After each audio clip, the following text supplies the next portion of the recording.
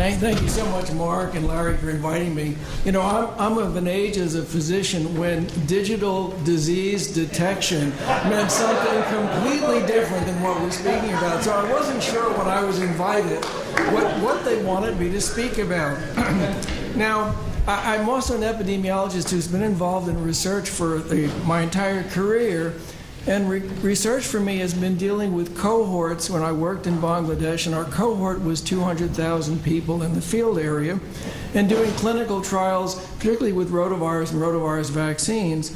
And as we've moved our agenda at Fogarty to think about science in the future and where we should be going for research, we've gotten interested in the idea of mobile phones and Twitters and social media.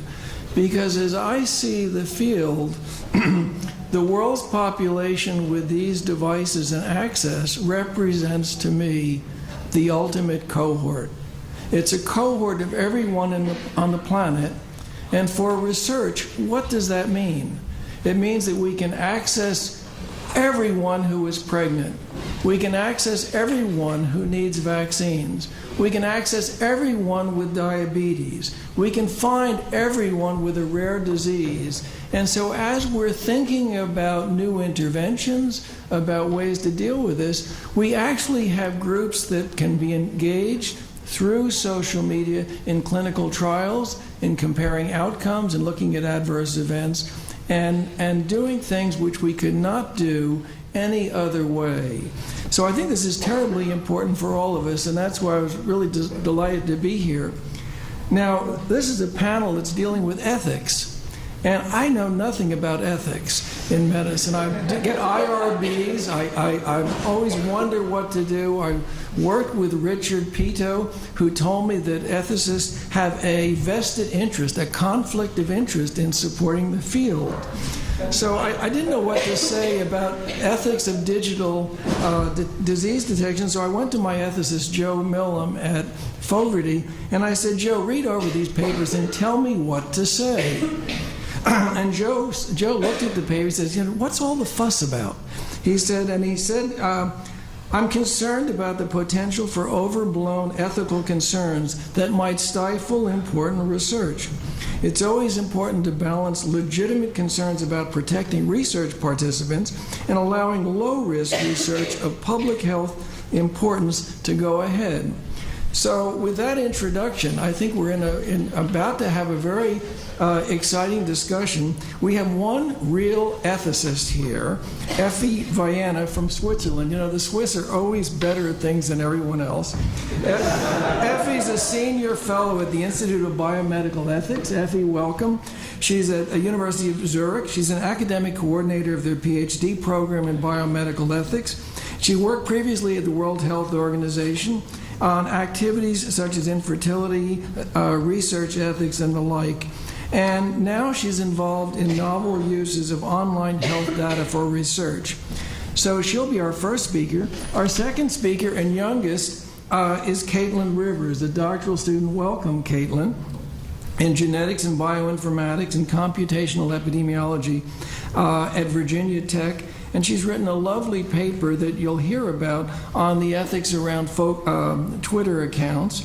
And she's also a Department of Defense Smart Fellow. She is also a rock climber en route to becoming a rock star. And last is Alessio Signorini. Welcome back, Alessio.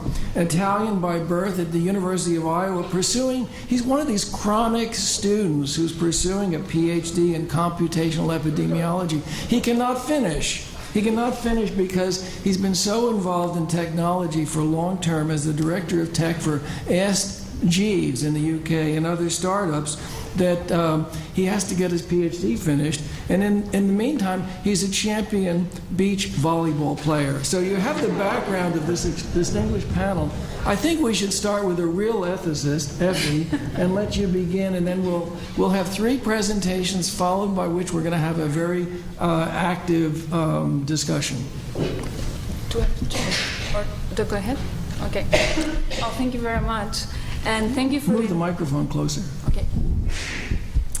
and thank you for the invitation to be here. I'm delighted to be part of the discussion. I don't know if the Swiss get it always right, but I'm actually Greek. So yeah, then we started off with a discussion about ethics some time ago.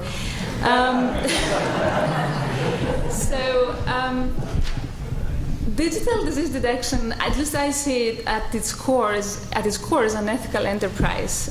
It's an attempt to improve human condition and to enhance human well-being through the early detection of disease and hopefully through its control. So engaging critically with the ethical promise and the challenges of this is not an optional or a sideshow activity. I think the question we unavoidably have to face is how can we best achieve these ethical goals without these ethical goals of DDD, I'll use the abbreviation, while we're respecting other relevant values. So it's not the only value improving health of individuals and their societies, but also respecting their rights, individual rights, and respecting other moral requirements. Now, that's a huge question, and it would be great if we had an algorithm that could solve that. But I think it's also an unavoidable question for anyone who is engaged with this activity. So I'm happy that you are not sweeping that thing under the carpet, and you are prepared to confront it, and you're also not prepared to subcontract it to bioethicists, so you're all part of the discussion. Before breaking this big question into some smaller, more hopefully manageable tasks, I'd like to draw your attention to what I think is three important issues that create the background against which we should be thinking about this digital disease detection. So the first one is this escalating significance of personal data and big data. And these are two reports from the World Economic Forum, which is taking place in Switzerland, which in 2011 described personal data as a new asset class. So there's a lot of money involved. And it highlighted in there the potential that this new asset class has for health, for improving health, and for improving global health, which is quite interesting.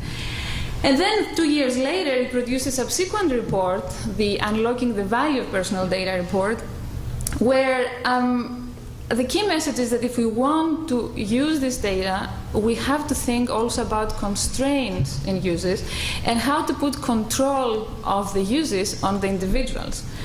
Now, I'm sure you're aware of a global momentum in establishing norms about uses of data, and at least my colleagues from Europe, they're aware of the current debates of the European Union's legislative body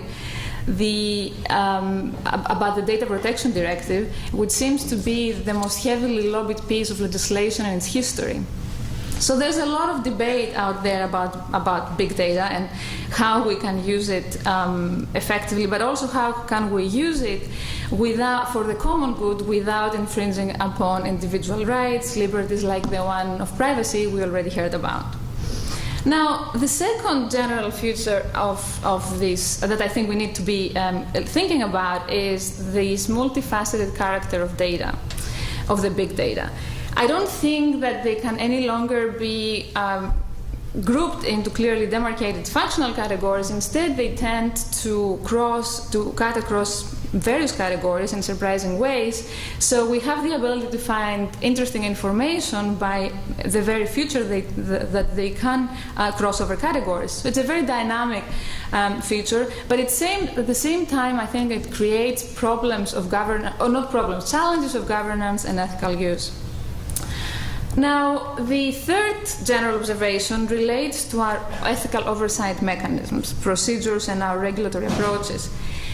Most of these oversight mechanisms, they were developed in response to historical circumstances and in response to technologies that have long been surpassed by other systems, more complex and more dynamic. And we often, at least we bioethicists, we found ourselves fetishizing about the existing systems. And while I think what's more important is to think creatively about the values we wanted to serve with those systems. And that means that we have probably to be a bit more open to the idea that we might need different types of mechanisms and oversight mechanisms of different type of regulation to serve the exact same values we had tried to serve with the previous systems. Now, against this background, what are the ethical questions that confront DDD at this stage of its evolution? And I grouped my thoughts in three categories. They're interdependent categories, and when I was trying to visualize it, it came up like this. Again, it's not a product of enhanced augmented intelligence. It's within the limitations of human brain, that graph. And I just hope it, and I hope it sort of transmits the idea that I think DDD is in the center, and all those things are circling around it, and they're interacting with it, and they're influencing how it's going to develop. So I'll just say a few words about each of those groups. The first group I call entanglement, and by that what I mean is the intertwined relationships between epistemic issues and ethical issues. Robust epistemic methodology involves such things as validation of the algorithms, understanding of confoundings, filtering mechanisms, and all those things that you are dealing with every day and you know very well. But why is robust methodology an ethical question? Because bad or problematic science is wasteful, it undermines trust, as we have seen in many cases. It may have adverse policy reactions which can end up being very harmful. So science cannot be ethically unless it's methodologically robust, and that is a very perhaps difficult thing to establish quickly when you're operating in a disruptive paradigm. It's also within this category that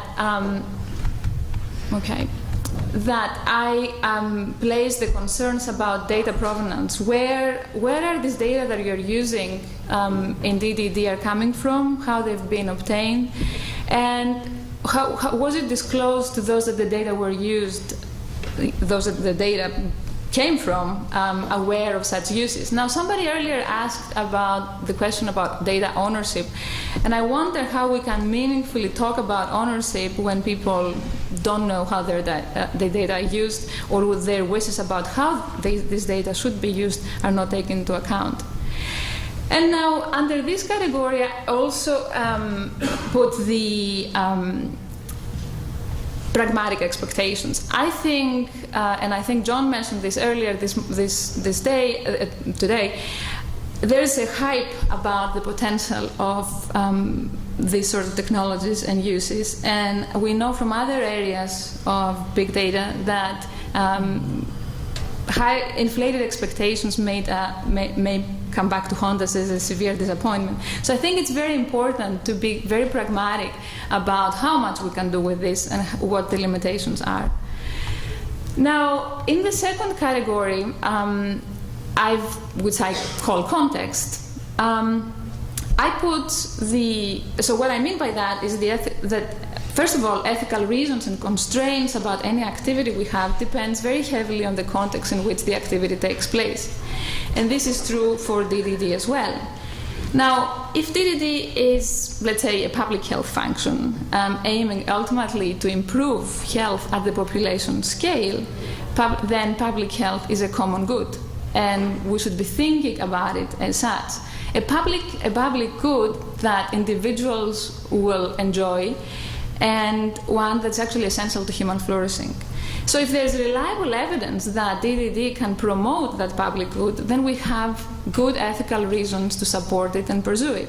But then the nature of the reasons are context dependent. So let me give you an example of what I think here. The context in which DDD operates is different from, let's say, a corporate activity that maybe works with the same data. These differences have ethical implications. And one of the worry I have is that when we merge the debate and discussion about the big data uses for commercial purposes and the big data uses for public health purposes, public health may end up being the big loser. Standards which are appropriate in one context, they might not be appropriate in another context. So we have to be very mindful of that. Now, a context-specific approach to understanding these ethical obligations we have, they would require that privacy considerations that apply in standard public health enterprise, as John Mellon probably meant, has to be creatively extended and adapted in the case of DDD. The result of this will be new requirements which will relate to data from diverse range of sources, and they would have to cover data sources such as those from social networks, self-trackers who report stuff, citizen science, or other participatory models. And this context here is a context that is co-produced between those whose data are going to be used and those who use the data. And the integrity of that co-produced context is a responsibility of all involved. Now, another dimension under context is that, under that category, is that issue of global justice. Throughout most of our history, we know that we use new technologies to improve the health of the privileged parts of the world. And we're hearing that DDD might have the potential actually to be used in contexts where it has been hard to get information or to detect disease easily. So when we have this potential, that comes with moral obligations that could promote global justice, which means that not only we have to make then an effort, if that's the case, to detect disease in those parts of the world, but we also have to be quite respectful of the rights of this and the interests of these individuals and their communities. And these two have to go together. It shouldn't be an afterthought. Now, this raises difficult problems because imagine, for example, the question of privacy. Do we have to use the same standards of privacy, or do the same apply, or it's appropriate to have different standards here? Now, I finally turn to my last group, which is that of legitimacy. And by that I mean that, very broadly, the extent to which DDD is ethically justified and the one to which is perceived to be justified. And the two are related. Now, I think it's important. I'm up. My time is up, or I have a couple of minutes to wrap up. Okay. So for the last one, I think it will be really important for all of you doing DDD or continuing that activity to bootstrap the ethical legitimacy of the activity, and you can do that by having transparent methodology, by establishing best practice standards against results can be evaluated, and probably by establishing monitoring systems within the community of digital disease detection.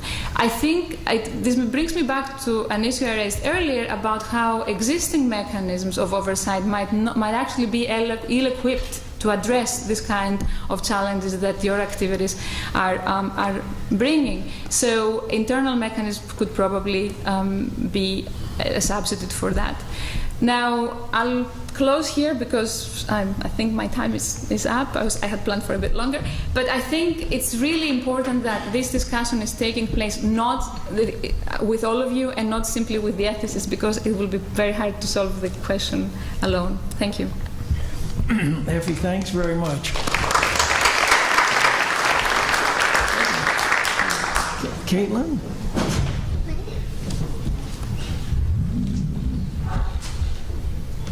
First of all, thank you to the organizers for having me. I would like to focus today on using Twitter for digital disease detection, Twitter in particular. Just wait for my slides to catch up here. What motivates this study are a number of ethical transgressions that have passed. The examples I have here are mid-20th century, but there's a long history of violation of human subjects, rights of human subjects in research. And I think the goal is really to not be a bullet point on a slide of shame with the next generation of researchers. We want to make sure to avoid the fate of these people. So you may be familiar with, for example, the Willowbrook hepatitis study, in which institutionalized children were purposely infected with viral hepatitis. There was the Brooklyn Jewish chronic cancer study, in which elderly men were purposely infected with live cancer cells against their knowledge. Stanford prison experiment, Tuskegee. These are all things that have motivated the rules that we have in place today. But as the research landscape has changed, so too do we need to keep up with the ethical standards we have for human subjects research. Another case study I want to highlight is that of Laud Humphreys. He was a sociologist pursuing his PhD in the 1960s, and he was interested in the question of men who solicit anonymous sex in public restrooms. And so he had a sort of participatory research methodology in which he would visit these washrooms and get to know the men. And while he was there, he would write down their license plate without their knowledge. And a year later, he would show up at their homes and he would pretend to be a health services interviewer. And he would ask them questions about private things like their marital status, their race, their job, and so on.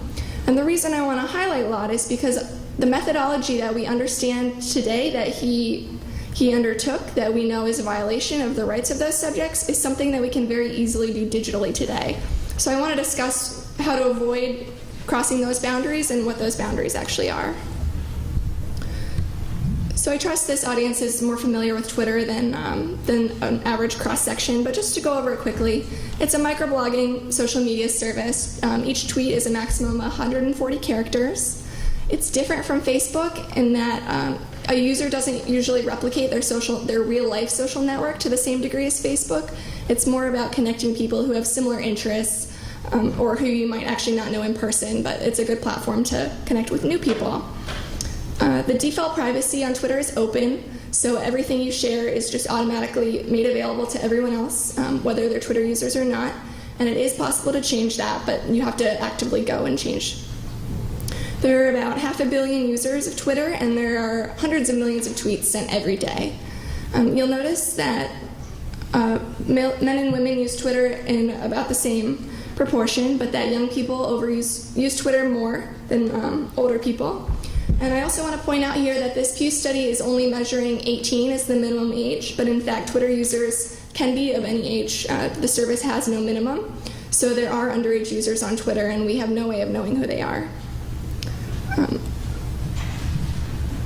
Moving on, I'm just going to go to the next slide here. The reason that we like to use Twitter for research is that they have a really nice advanced programming interface, which means it's really easy for researchers to collect the data.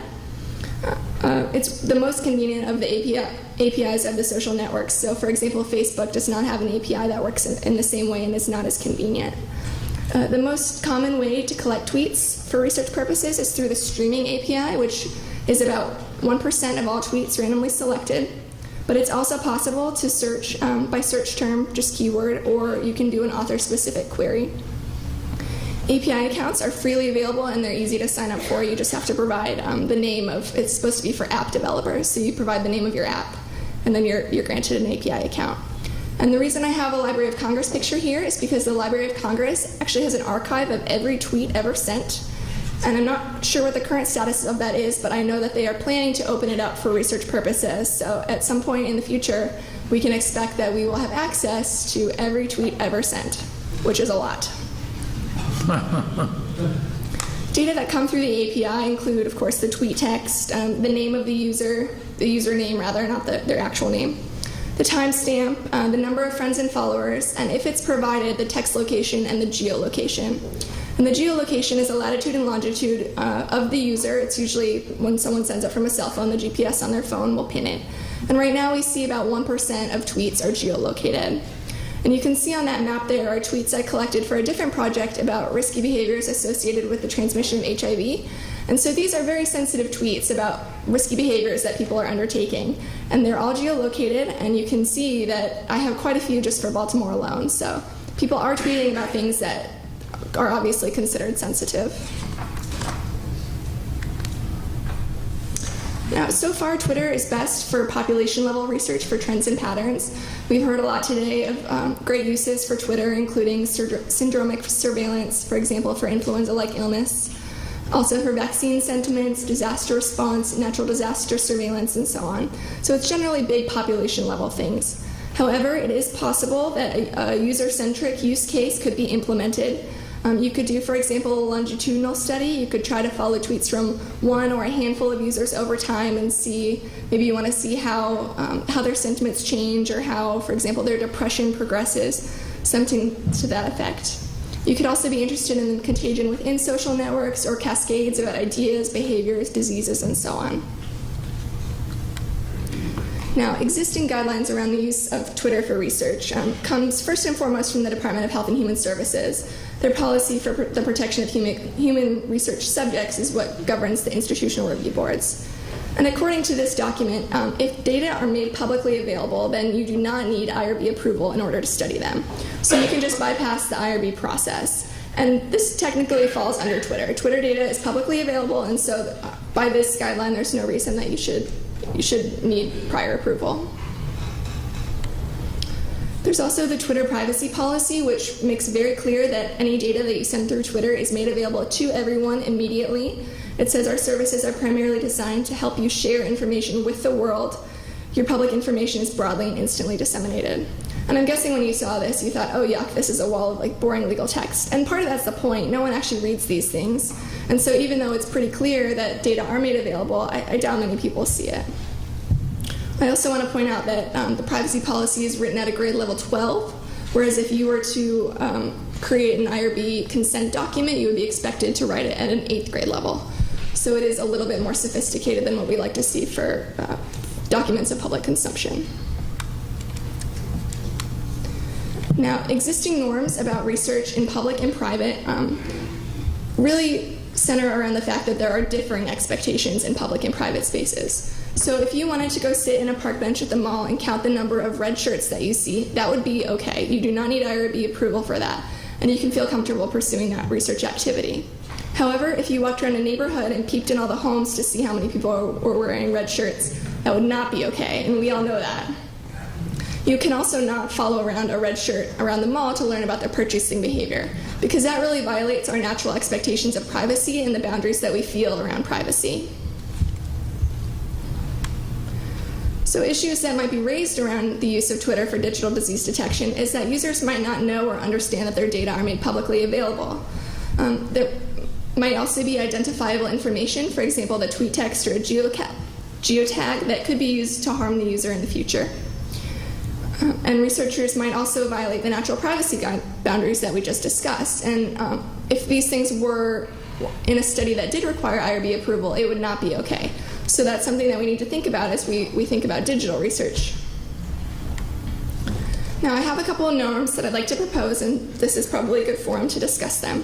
But I'd like to propose that data collected and analyzed in aggregate are okay, because that is data that people are sending out into the world through Twitter, and there's nothing identifiable in it, and it's understandable.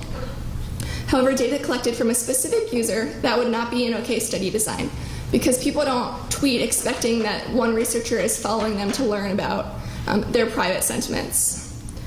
Data collected from specific users from multiple sources is also not a good idea. So if you were to find someone on Twitter that you were interested in, and then go see their Facebook profile, and go see their LinkedIn profile, and look at their MySpace, and aggregate all that data, that really violates a sort of natural expectation we have about what strangers are doing to our information on the internet. So I'd like to propose that we avoid publishing identifiable information, which includes the tweet text and author handle, because those are things that can easily be Googled and turned back to the user. If you noticed on the map, I blocked out identifying information about the user, and that's for that purpose. The second proposed norm is not to use data to procure more data from other sources, which I kind of think of as like a individual snowball sampling. And so don't link surf linked accounts. I'd also like to see researchers be careful with geographic data, particularly coordinates, and to protect that data like you would any other identifiable information. Because geocoordinates are actually so precise that you can see, for example, what wing of the building someone's in. So the little red dot you can see on the building below is a Twitter latitude and longitude, and you could probably find that person if you tried hard enough. And finally, for individual-based study designs, like for example, I mentioned following one user or a couple users, I suggest that we involve IRB in that process, because that's something that's likely going to require consent of the participants. An example might be following a user who identifies as depressed. That would be something that you would want to run by IRB. And just as a cautionary example of why I think this is important, this is a person that I found on Twitter. I just looked for the first person I came across that had geotagged a tweet. And you can see on the left there are all of this person's geotagged tweets. He lives in California. And there's a number of tweets there. There's quite a lot. And as you move to the right, that center picture is his neighborhood, so I can tell where he lives. And as you move to the right, you can actually see his house, and you can see where he's tweeting from approximately at his house. I can also see his school. I can see his best friend's house. I can find all of those things very easily. I also know his real name. By the way, I did this first of all by reading his Twitter feed and then finding other information about him from other people. So even though his real name wasn't put on his Twitter, I figured out what it was, and I went to other accounts. I found out his name. I found out his actual cell phone number, his favorite music, TV, sports, hobbies. I found out he doesn't like to read. I know what school he attends. I know all about his love life. I know where he vacations, his bad habits, and maybe most importantly, I know his social network. So I know who he's associating with online and in real life.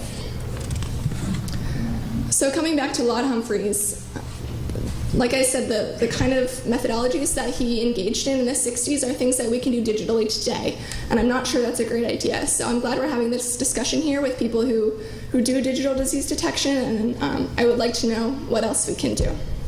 Thank you.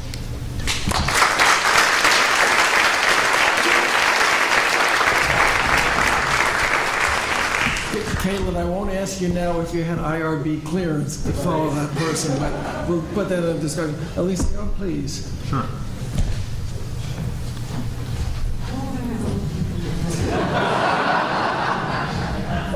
Hi.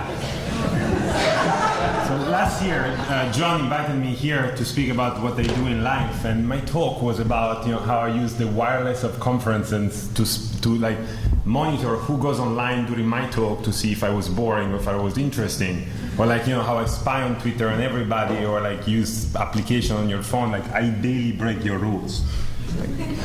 And so this must have freaked out a lot of people, because this year they invited me to talk about ethics. So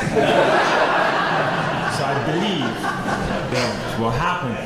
And and I thought I didn't have anything to talk about because one, I'm Italian, two, I break the rules all the time. But then I thought that we spoke with John, and like ethics, is such a new thing in this new world of social media that's really about the people. It's like it's about us to decide what it is, and how to be ethical. And every day, all of us, we get in contact with informations that are like private, that shouldn't be shared, and we can use them in one way or the other.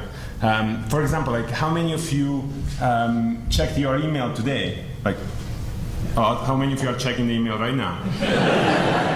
That's fine. That's fine, because like email is such a big part of our life right now. It's like everything goes through email. Every time you sign up for a service, even your bank, you get through email. And it's funny because for us it's such an easy thing, such a common thing. But there are a lot of people that feel email is a weird thing. And yesterday, 3 days ago, I got in contact with Brian. I changed the office in my city. Brian is my handyman for the office, and Brian told me, when we exchanged the contact with Brian, I asked for the email address, and he said, I don't do emails. And he told me, Alessio, I'm a simple guy. I have a truck, I have a dog, I have a girlfriend. I'm happy. My daughter does emails. Okay, and that's totally fine. I believe his priority should be rearranged on the thing. The dog should be above the truck. But besides that, it's fun. A lot of people like this, and that reminded me that growing up in Italy, I set up internet accounts and bank accounts and email accounts for a lot of people. So all of us, I'm sure we have a lot of data, and and all those things I could have used in a bad way, or I could have used in a good way. And this is the quote from Spider-Man's uncle. Very important. With great power comes great responsibility, because all of you have access to a lot of medical records, a lot of data, a lot of passwords. People at Twitter, people at Google have your emails. People at your banks, people at your credit cards have all the information about you. And even the best people, the people at NSA that have security clearance, that do psychological tests, and they do all those things, sometimes they abuse of those powers. Edward Snowden got NSA in trouble talking about what they do. You secure your network at home with a password, wireless, and then outside of there, everybody reads them. But and the NSA, there have been people using the NSA resources with giant computers and spying networks to spy on their loved ones, spy on their next crush. And so, it's really up to people. There are legislation in place, there are psychological tests there, but it's really up to people. And so, we should just enjoy responsibly. We have access to a lot of data, we can do a lot of things, just enjoy responsibly. And, I don't have rules, I don't have recommendation on how we should use them or how we shouldn't use them or exactly what to do. But what I do know is that there are a lot of data out there, and I'm going to show a few slides about the kind of data you can have right now, and that you guys should think about how to legislate, and you guys should think how to legislate. Otherwise, people like me will access them all the time. For example, search logs and web history, right? If I have access to all your searches and your web history, I can do a lot of stuff about you, and it's cool because Google built Google Flu, and that matches ILI, and I built some stuff with Twitter which matches ILI, and I could figure out who was going to be the winner of American Idol before they actually announced it. But on the other hand, if you use this in the other way, right? I can figure out if you have a medical condition. If people search for genital rash or herpes or something like this, we may be able to associate that disease, that condition with the person. And who has to protect this association? Where do we store it? Who can have access to it? Google uses those information for advertising and show you ads, and they do that all the time. So is that ethical? And then could they give it to the health department? If they give it to the health department, it's still ethical. What happens with this information? If you go on online pharmacies and you buy stuff from Canada or from other places that are not allowed here in the US, that's another thing I can flag your account with. I built a study recently where if I monitor what you share on Twitter, I can guess your BMI pretty accurately. And once I know that information, who does the information belongs to? How can it be used? Can I share it with people? You tweet stuff, I figure out if you are very skinny or not. Who does it belong to?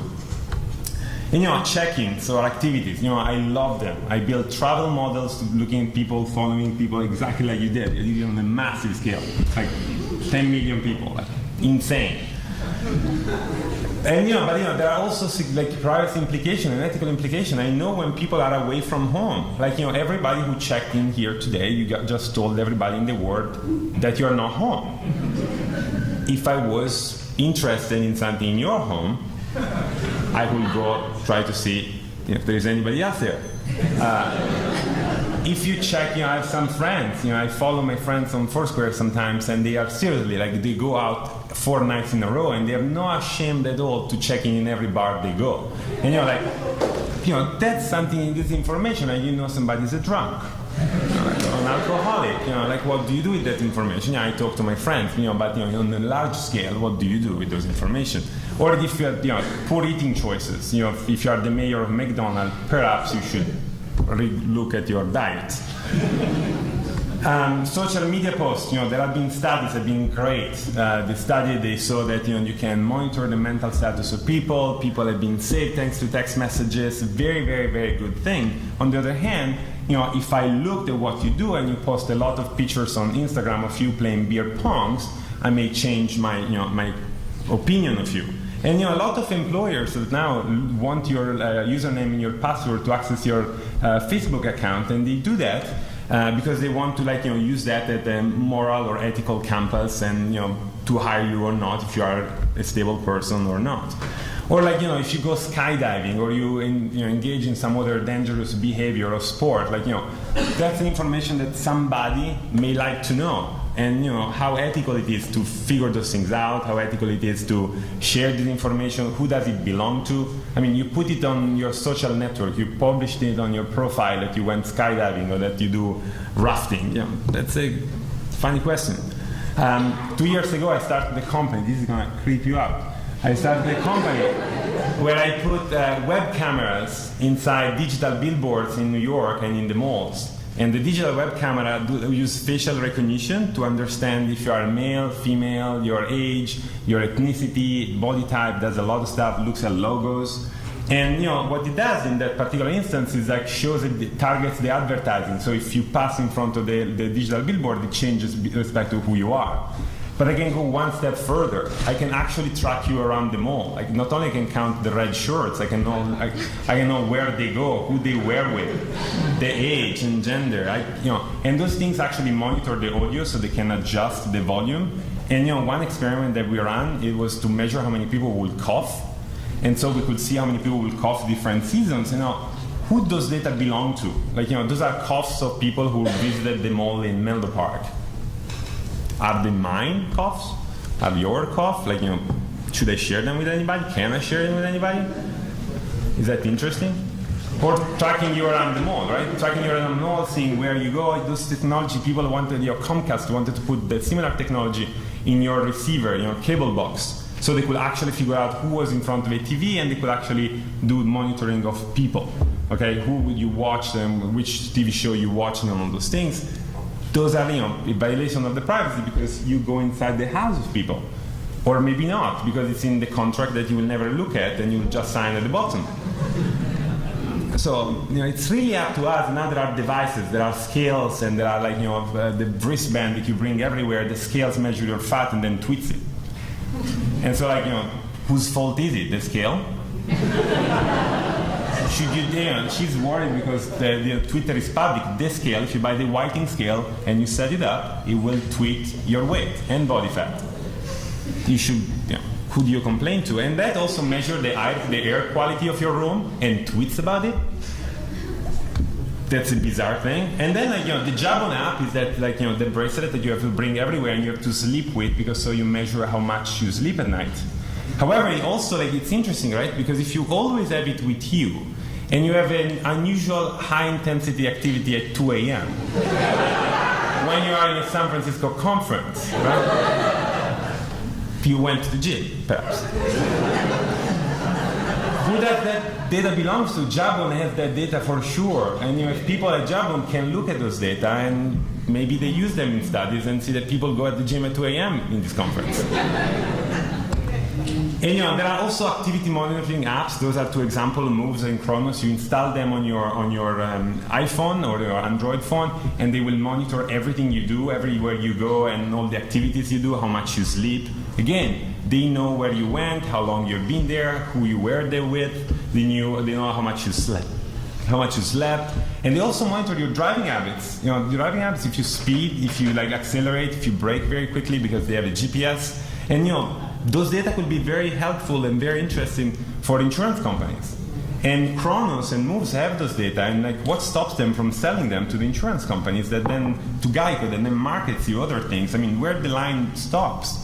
What did you sign when you installed the application? Did you read it? No. And finally, there are some apps where you can infer the condition of people just because you have the apps. And I guarantee you there are ways, especially in Android, that I can figure out all the apps that you have installed on your phone, from my own app. So you install my own app that just shows a picture of myself. And in the meanwhile, I do all those secret things. I look at the application that you use. And those applications can tell a lot about you. Like if you have a depression app, anti-depression app, probably you are worried about that at least. Or if you have a stress app. If you have a glucose monitor, probably you have diabetes, because otherwise why would you have it? If you have a recipe search thing and your favorites or all your searches are about gluten-free things, you probably have celiac disease. And now I have all this information about you that I gathered all around those things that are connected to you through your cell phone or through your emails. And they are tagged and attached to your username and to your identity online. And who do they belong to? What's the epic use of those? What can I do with them? Who I can share them with? And those are hard questions. I don't have the answer. I just tell you, those are all the laws I break every day. So we should think about it. That was it. Sorry.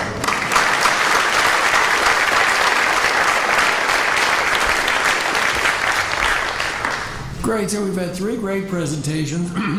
We know all about Alessio's malfeasance and his beach volleyball. I don't know if that's a risk factor like parachute jumping. But let's open it up for questions from the audience. And perhaps I should start with a question of, it seems like there are 2 ethical considerations that are paramount. One is about privacy. And are individual people going to be identified? Although, as you say, Alessio, you can identify them even without an actual name or identifier. And second is the issue of consent. Do people need to agree to participate in research, or is it okay to agree with the terms of the service provider? is if they need to agree to research in advance, is that something that, what makes the research so special when all of this data is out there? And I might, Effy, I might start with, you're the ethicist, you're the one, you tell us. Right. Yeah. That's why I would need an algorithm for that. Yes. It wouldn't have been great. Maybe those who build algorithms would be one for those kinds of questions. Well, in the traditional research setting, of course, when we have or identify people's information, we ask for consent. And we live with that, and we're debating this. Now, whether consent is needed or not, it always depends on this risk-benefit ratio we have. What's changing in this context is that we almost often talk about this aggregated data that we're not going to identify people. You're saying, yes, you follow somebody around so you can identify them. So if we are not going to identify people, right? And if what we're doing is a meaningful and valuable thing, because it is the what we're doing that also matters. Are you following people around for fun? Or because you are going to produce? Depends. Well, because fun can be also valuable, but research in this case, we wanted to have a valuable outcome. And so that's what we're going to put on the scale. And that's what we're putting on the scale when we're at an IRB as well. If we're going to have a good reason to do that research because we're going to produce this public health good, and if we're not going to harm those individuals, right, then we, as in our current practice, we don't need to ask for consent. So it's not, either or. Now, your other question, I think, is more complicated, which is, does reading the terms of reference, of privacy somewhere, does this become the equivalent of consent? Mm-hmm. And I think it doesn't, because we know people don't read it. So it cannot be, consent is meaningful when it's informed. So if somebody doesn't read the stuff, cannot agree to stuff that they didn't read. Now, all of us who buy things online, we just click quickly down to I agree. And I do that as well. So I don't think it's the equivalent of consent to have even read the privacy agreement. Mm-hmm. But again, then we have to ask the question, what do people do with this kind of data when we know that users have not read that agreement? And I think the last point is, even if we have this sort of agreement, the sort of privacy reference terms, we say that I can do anything with your, imagine a scenario where you're saying, I can do anything with the data I'm collecting from you, I can come and open your door, like steal money from your bank account, right? Is that a document? You could say, well, you agreed to that. Is it something that could be, does it make sense to have this sort of document out there?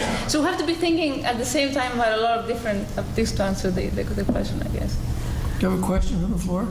Hi, my name is Ruby. I work at Health Math. This question relates to... Mike?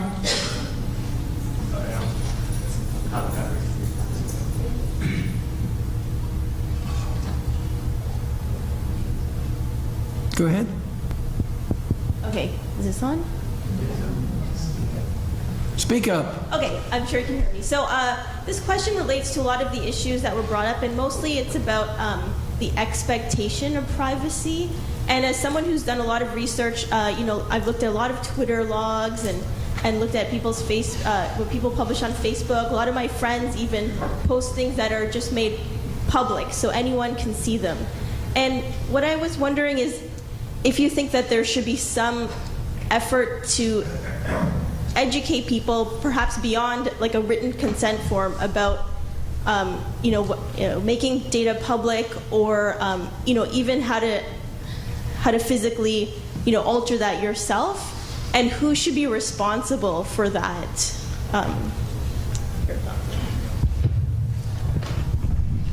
So I think some of the responsibility lies with the service provider, for example, Facebook or Twitter, in terms of educating their users about what their data are used for and how available they're made. And I agree that that can also be part of the outreach of the research community. And you bring up a good point that people do put this stuff out there. Like, why do they tweet about their risky sexual behavior, for example? I'm not sure. But to me, it's a difference between who they think is reading it. They think their 150 followers are reading it, but in reality, I mean, how many of us here have a Twitter archive? I've got a big one. That a lot of people have those tweets and are using them for purposes outside of what the user expected. So I think it's sort of a multifaceted conversation. I don't have a great answer for it. Just a quick note on the question of expectation. I'm not sure that expectation covers this whole subject of privacy. People can have less expectations than what they should have. So if our measure is what people expect, I'm not sure we are necessarily serving the value of privacy. So I think expectation is something we need to understand. What do people expect? But we might have to be wanted to tell people maybe about what they should be expecting more. So I don't think expectation solves the problem alone. Next question. Yeah, I actually have a fairly specific question about Twitter that I'm just curious to hear about. So the Twitter API terms of use actually state that when you take a tweet from the API, when you're displaying it, you actually are supposed to retain all of the information from the user's account. So their avatar, their username, and all that, and I think the origin of that is because this is a microblogging site, that tweet is considered a creative work. And so if you republish a creative work without attributing it to the author, and by removing the identifying information, you're actually doing a disservice to that person, because you're taking their creative work and basically sort of would be considered kind of stealing it. But obviously, there's all these cases where people are tweeting about very personal information, and so kind of intuitively, it makes a lot of sense to redact the information. So and then who decides for a given tweet whether it should be considered a creative work or whether it's a personal disclosure, and how do you address that conflict? Let's have that the question. I think that's a great point, and I think that it's something that Twitter has already laid out their expectations for. I'm not sure I agree with Twitter on that one, and I think that there's something that we as a community maybe could settle on at some point in the future. But I would love to hear other people's opinions, because I don't have a good one for that. Others want to comment on that from the audience?